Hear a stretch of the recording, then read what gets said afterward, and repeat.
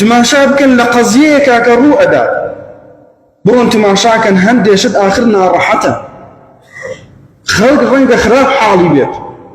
بەڵام مەجبوری نێمە وەک مامۆساکیانی وەک دکتۆری ڕاستیەکان بڕین با کابرا پێی ناخۆش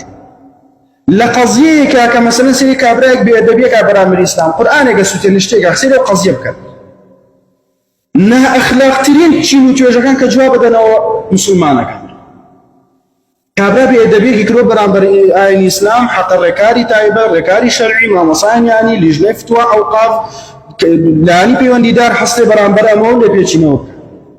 بەڵام بزانە ئەو یەک جوێنیەوە ئێمە هەزاران سیسی لە جوێنمان ڕازی کردو بەخوا و بە ئاین و بە بەرنامەی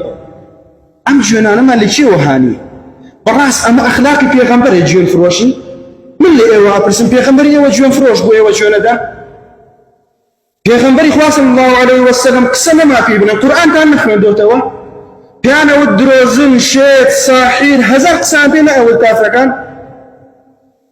دوو حەدیثتان نەبەرە کە بینیوتانە مامۆسان بۆ خوێنێتەوە پێغەمبەری خوا سەحابە جوێنی پێدابنەوە لەسەرەوە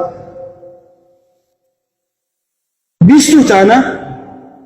ئەی ئەم ئەخلاقە چییە ئەم هەموو کۆمێنت و پۆستە پڕە لە سوکاتی جوێن بە خەڵک و بە ئاینی خەڵکی هەر ئێمە خاون ئاینین هەر ئێمە خاون مقدساتی هەر ئێمە خاون پیرۆزین ئەم زمانە بۆ ئەبێ بە هەموو شێوازێک بەکاری بهێنێ مامۆستایانی ئاینی ئێمەش تووشی ئەم بەڵایە بوونانی بە هەموو جۆرە سوکاتێکی جوێن ئەدەین شەڕە فرۆشین قسەی ناشیاوە بە خەڵکەڵین بە کافرەڵین پێغەمبەریان صلی الله علیه وسلم ئەو هەموو دەربەدەری و کوشتن و بڕین و ئەزیەتدان و خوێن لە هاانین و شمشە لێدانە جوێنێکی بە کافرێک نەدا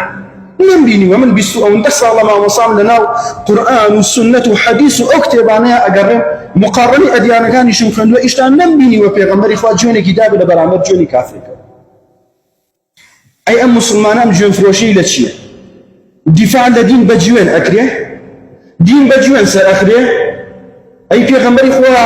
بۆ جوێنی نەدا ئەسحاب بۆ جوێنیان نەدا بۆ دین سەرخستنە ئیمامی مالیکە فەرمێ هەر موسڵمانێک هەر بانخوازێک هەر مەلایەکتان بینی بۆ دیفاع لە دینەکە جوێنی بە خەڵکەدا بزانن ئەو مەلا ئەو بانخواز و موسڵمانە درۆزنە چونکە دین زۆر لەوە گەورەترە بیتوانی بە جوێن سەری بخەیت و دینەکە ناشێت